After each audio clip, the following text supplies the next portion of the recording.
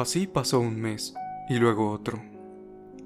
En vísperas de Año Nuevo, su cuñado tuvo que ir a la ciudad y se hospedó en su casa.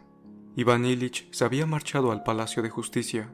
Praskovia Fyodorovna había salido de compras. Cuando Iván Ilich entró en su despacho, se encontró allí con el cuñado, un tipo sanguíneo, rebosante de salud, que estaba deshaciendo la maleta con sus propias manos. Al oír los pasos de Iván Ilich, levantó la cabeza y se lo quedó mirando un segundo en silencio.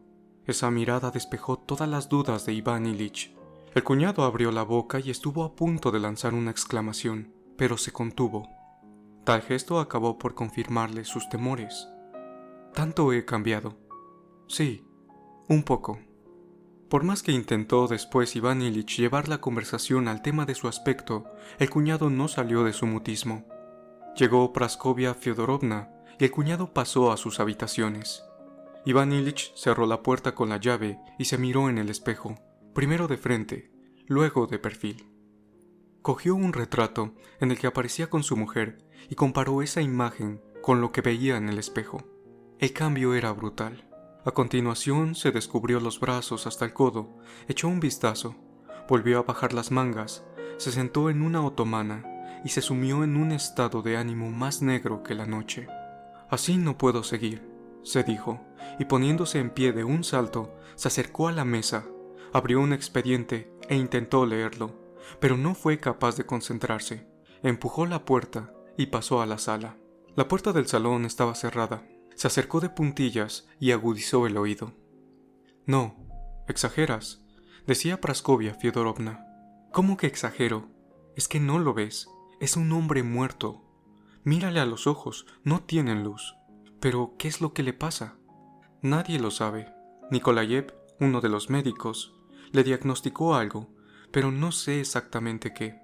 Leschetitsky, el especialista eminente, ha dicho lo contrario.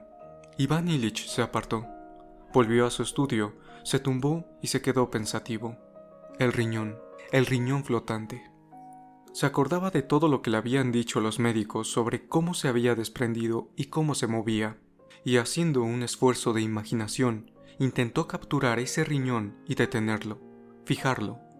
Se figuraba que no se necesitarían grandes esfuerzos para lograrlo. No, iré a ver otra vez a Piotr Ivanovich, el amigo que tenía un amigo médico. Llamó al criado, le ordenó que dispusieran el coche y se preparó para salir. ¿A dónde vas, Jean?, le preguntó su mujer con una expresión especialmente triste e insólitamente bondadosa. Esa insólita bondad le sacó de sus casillas. La miró con aire sombrío. Tengo que ir a ver a Piotr Ivanovich. Llegó a casa del amigo que tenía un amigo médico. Luego ambos marcharon a visitar al facultativo.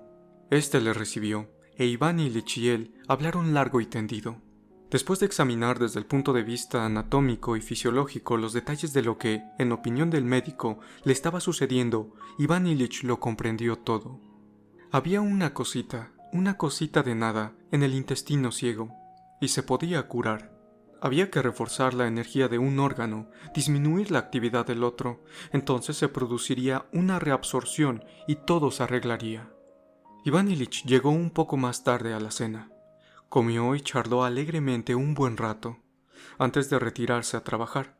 Una vez en el despacho, se puso inmediatamente manos a la obra. Leyó expedientes, repasó documentos, pero la conciencia de que tenía pendiente un asunto personal muy importante, del que se ocuparía cuando acabara, no le abandonó ni un instante. Una vez finalizadas las tareas, se acordó de que ese asunto personal consistía en reflexionar sobre el intestino ciego. Pero, en lugar de perderse en conjeturas, pasó al salón para tomar el té. Se habían reunido algunos invitados que charlaban, tocaban el piano y cantaban, entre los que se encontraba el juez de instrucción, ansiado pretendiente de la hija. Como no dejó de advertir Praskovia Fyodorovna, Iván Ilich se mostró mucho más animado que los demás en el transcurso de toda la velada, aunque no olvidó ni un instante que le estaba esperando aquel importante y personal tema de reflexión, el intestino ciego. A las 11 se despidió y se retiró a sus aposentos. Desde que se había puesto enfermo dormía solo, en un cuarto pequeño ajeno al despacho. Una vez allí, se desvistió y cogió una novela de Solá. Pero, en lugar de ponerse a leer, se quedó pensativo. y con los ojos de la imaginación vio cómo se producía tal deseada curación de su intestino ciego. Primero una absorción, luego una eliminación y finalmente el restablecimiento de la actividad normal. Sí, así es, se dijo, pero hay que ayudar a la naturaleza. Entonces se acordó del medicamento, se incorporó y se lo tomó. A continuación se tumbó de espaldas y concentró toda su atención en los efectos benéficos de la medicina, en el modo en que eliminaba el dolor. Lo único que hay que hacer es tomarla con regularidad y evitar las influencias perniciosas. Ya me siento un poco mejor, mucho mejor. Se palpeó el costado, no sintió ningún daño. Sí, es verdad, ya no lo siento, estoy mucho mejor. Apagó la vela y se echó de lado. El intestino ciego se curaría, se produciría la reabsorción. Pero de pronto advirtió ese dolor sordo y lacerante, antiguo y familiar, obstinado, silencioso y profundo, y el mismo mal sabor de boca. Se le encogió el corazón, la cabeza le dio vueltas. Dios mío, dijo, ya está ahí otra vez, ya está ahí, no me dejará nunca. Y de pronto todo el asunto se le presentó bajo una luz completamente distinta. El intestino ciego, el riñón, se dijo, no se trata ni de una cosa ni de la otra, sino de la vida y la muerte. Antes en mi cuerpo habitaba la vida, ahora huye, se marcha, y no puedo detenerla. Sí, no tiene ningún sentido seguir engañándome. ¿Acaso no es evidente para todos menos para mí que me estoy muriendo?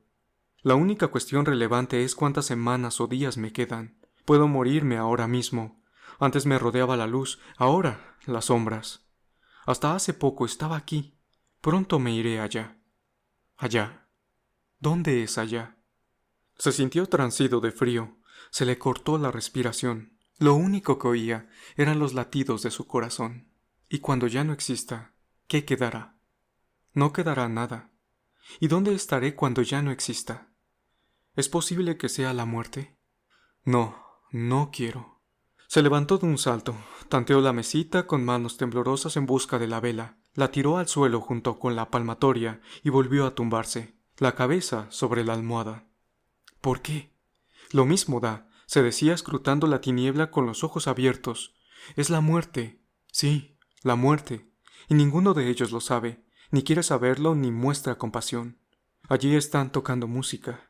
Oía en la distancia, al otro lado de la puerta, fragmentos de voces y algún ritornelo.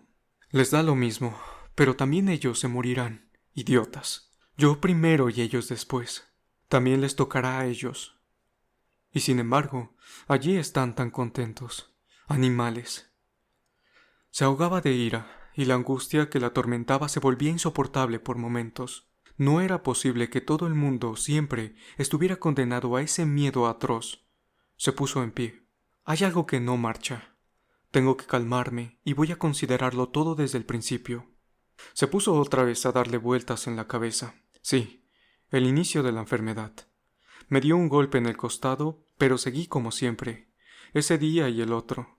Al principio me molestaba un poco, luego un poco más.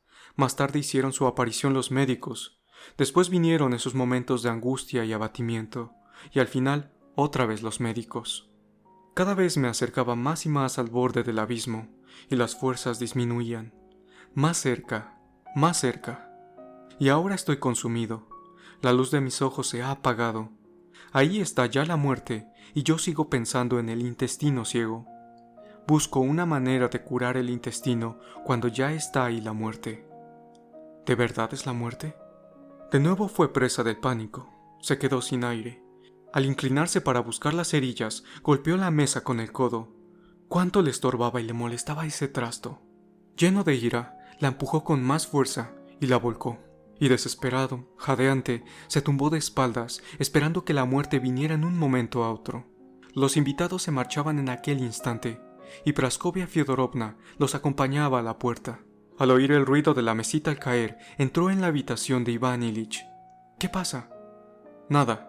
La he tirado sin querer. Praskovia Fyodorovna salió y volvió al poco rato con una vela. Él seguía echado, la respiración afanosa, acelerada, como la de un hombre que acababa de correr 1 kilómetro y la miraba fijamente. ¿Qué tienes, Jean? Nada. Se ha caído. ¿Qué puedo decirle? No iba a entenderlo, pensó. Y lo cierto es que Praskovia Fyodorovna no acababa de entender. Levantó la mesita, encendió la vela y salió a toda prisa. Tenía que acompañar hasta la puerta a otro invitado. Cuando regresó, él seguía en la misma postura, con la mirada vuelta hacia el techo. ¿Qué te pasa? ¿Estás peor? Sí. Ella movió la cabeza y se sentó. Mira, Jean, creo que deberíamos pedirle a Leschetitsky que pase a verte. Es decir, le estaba proponiendo que un médico famoso le visitara en su casa, sin escatimar en los gastos. Iván Ilich esbozó una sonrisita sarcástica y respondió que no. Praskovia Fyodorovna se quedó sentada un rato, luego se acercó a él y le besó en la frente. En ese momento, Iván Ilich la odió con toda su alma y tuvo que hacer un esfuerzo para no apartarla. Buenas noches. Quiera Dios que puedas dormir. Sí,